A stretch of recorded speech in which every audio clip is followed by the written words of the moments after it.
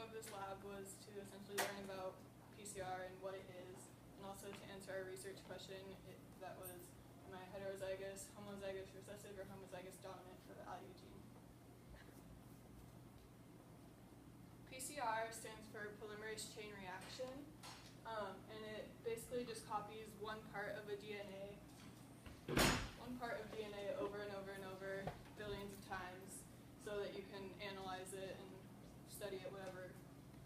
It is done in vitro in a lab, so it's not natural copying of the gene. So the first day of the lab, we obtained cheek cells. We swished around salt water for a minute and then spit it out, and we isolated the DNA. We mixed it with the Shellac beads and centrifuged it down to the bottom over and over until we had a big enough pellet. Day 2, we actually made our PCR tubes. So we added the master mix and the primer and also our DNA that we extracted to the PCR tube. And then we put it in the thermocycler, which you can see over here. And it basically switches temperatures on its own so that it can run through the different stages of PCR. And it eventually makes billions of copies within just a couple hours. Day 3 was running and making and running the gel. The gel was made for us before we got here.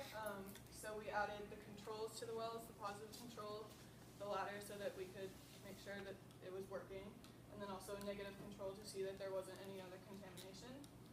And then we added our samples that we had previously dyed into the wells in the gel so that we could see it, and then we ran the gel. The 4th day we analyzed it, so we stained the gel, and then we put it under the UV light so that we could analyze it. That's a picture of ours under the UV light. So our results were inconclusive. We didn't get any data. Only our ladder showed up here, so that was our positive control.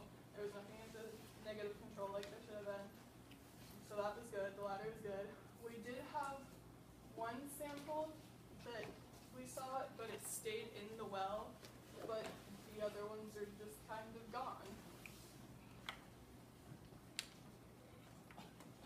So some of the possible errors, there may have been an error when the gel was made. We don't know if there was a hole in it that went all the way through that allowed the samples to drain out of the well.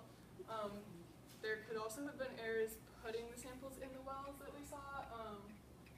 2 of our group members actually had problems with this, so they put the pipette into the well. Everything was fine.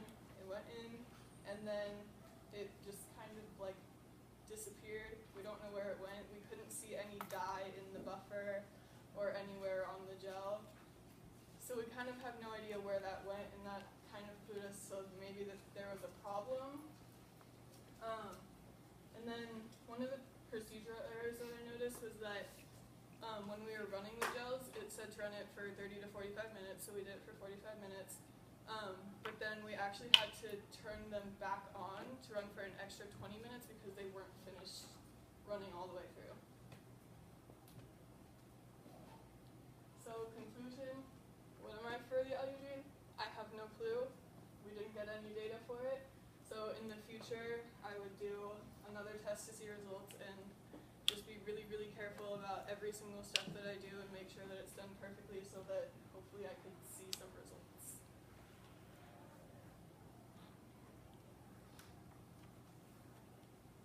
Yes?